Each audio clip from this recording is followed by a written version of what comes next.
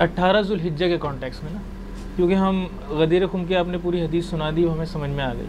اب آج کے جو شیعہ ہیں وہ اس ڈیٹ کو جشن غدیر یا عید غدیر کے طور پہ مناتے ہیں. اور ابھی کچھ عرصے پہلے مجھے پتہ چلا کہ جو سنی حضرات ہیں ان کا کہنا یہ ہے کہ 18 ذوالحجہ کو ہی حضرت عثمان رضی اللہ تعالیٰ عنہ کو قتل کیا گیا، ان کو شہید کیا گیا. اب جب ہم بات کر رہے ہیں کہ کامن ٹرمز پر آئیں اور کچھ ایسی بات کریں کہ ہمیں ہم آہنگی پیدا ہو اور ہم مسلمان کے طور پر آگے بڑھیں، تو جب اس قسم کی چیزیں سامنے آتی ہیں تو اس میں ایک ساتھ مل کر چلنا مشکل نظر آتا ہے. کیوں؟ تو پہلے تو یہ بتائیں کہ یہ 18 ذوالحجہ کو حضرت عثمان کا شہید ہونا ثابت ہے یا نہیں؟ ثابت ہو یا نہ ہو اس سے کوئی فرق نہیں پڑتا، اس لیے کہ غدیر خم کا واقعہ حضرت عثمان کی شہادت سے بہت پہلے ہوا ہے. صحیح. تو اس سے کیا فرق پڑتا ہے؟ اگر یہ ہوتا نا کہ غدیر خم بعد میں گھڑی جاتی، پھر تو آپ کہتے ہیں یہ شہادت جو ہے وہ عثمان کو ڈائلیوٹ کرنے کے لیے گھڑی گئی ہے. یہ تو اللاجیکل بات ہے، وہ تو پہلے سے ہے، اس کی تاریخ کوئی بھی ہو. دوسری بات، شہادت عثمان سنی شیعہ کے درمیان کامن ٹرم نہیں بن سکتی کبھی بھی، نہ حضرت ابو بکر عمر کامن ٹرم بن سکتے ہیں. کامن ٹرم جو ہے وہ غدیر خم ہی بن سکتی ہے. تو کامن ٹرم کے اوپر بات کی جائے تو یہ تو سنیوں کا ایک یعنی بعض اوقات ایک ڈکوسلے والا معاملہ ہو جاتا ہے نا، جب یعنی وہ رجب کے کنڈے دیتے ہیں، وہ کہتے ہیں کہ حضرت امیر معاویہ رضی اللہ تعالیٰ عنہ کا جشن منا رہے ہیں امام جعفر صادق والا. یہ ان سے بھی پوچھ کے دیکھ لیں تو وہ آپ کو بڑی سخت زبان دیں گے. وہ کہتے ہیں کہ ہم ان کو اتنی اہمیت ہی نہیں دیتے ہیں کہ ہم ان کے دن کو منائیں، ہم اہل بیت کا ذکر خیر کیوں نہ کریں. ٹھیک ہے، تو یہ ایک ڈائلیوٹ کرنے کے لیے نا ٹوٹکے گھڑے میں ہے. مثال کے طور پر پاکستان میں بریلوی مکتب فکر کے لوگوں سے اگر آپ پوچھیں نا اہل حدیث کے بارے میں تو وہ کیٹاگوریکل کہیں گے جی اہل حدیث تو ہوتے ہی گستاخ رسول ہے. تو کیا میں پاکستان کے 15 کروڑ بریلویوں کے کہنے پہ اہل حدیث کو گستاخ رسول ڈکلیئر کر دوں میجارٹی از اتھارٹی کو؟ تو سر پھر ہم اہل حدیثوں سے بھی کہیں گے کہ جب آپ لوگوں کے اوپر اس طریقے سے فتوے لگاتے ہیں اہل بیت کی محبت میں رافضی ہونے کے، تو وہ بھی ایکسیپٹیبل نہیں ہوں گے. ادروائز سب سے پہلے تو آپ گستاخ رسول ڈکلیئر ہوں گے لوگوں کے کہنے پہ. گستاخ رسول ہونا بڑا جرم ہے اور رافضی ہونا تو بہت چھوٹا جرم ہے اس کے مقابلے پر.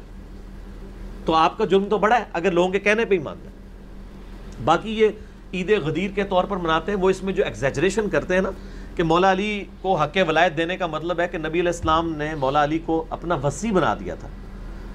تو یہ الفاظ ان کے پاس بھی ذخیرہ حدیث میں ان الفاظ کے ساتھ موجود نہیں ہے کہ یہ وصی ہے میرا اور میرے بعد یعنی میں اس کو اس حوالے سے چھوڑ کے جا رہا ہوں کہ یہ حکومتی معاملات کو سنبھالے گا.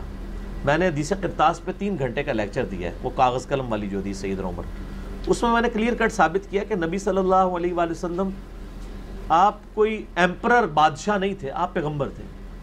اگر سیدنا علی کو آپ نامزد کر دیتے تو یہ ملوکیت کی ہی ایک قسم ہو جاتی.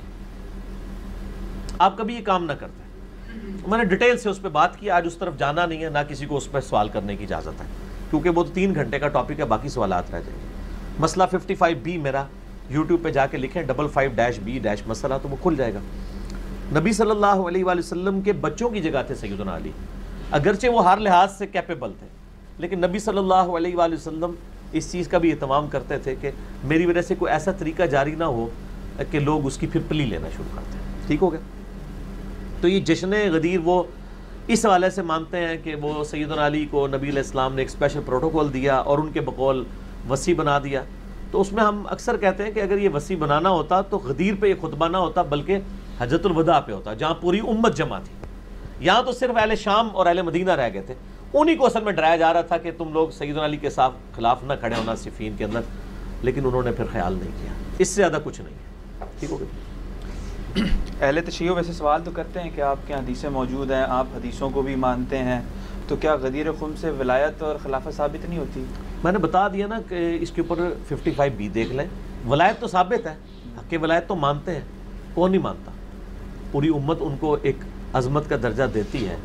حق ولایت کا مطلب اگر یہ لیا جاتا ہے کہ وہ نبی علیہ السلام کے بعد خلیفہ چنے گئے ہیں اور اس کے لیے وہ پلی لیتے ہیں بخاری اور مسلم کی اس حدیث سے جو بخاری مسلم دونوں میں ہے کہ اے علی تیری میرے ساتھ وہی نسبت ہے جو ہارون کی موسیٰ علیہ السلام کے ساتھ، مگر میرے بعد کوئی نبی نہیں ہے.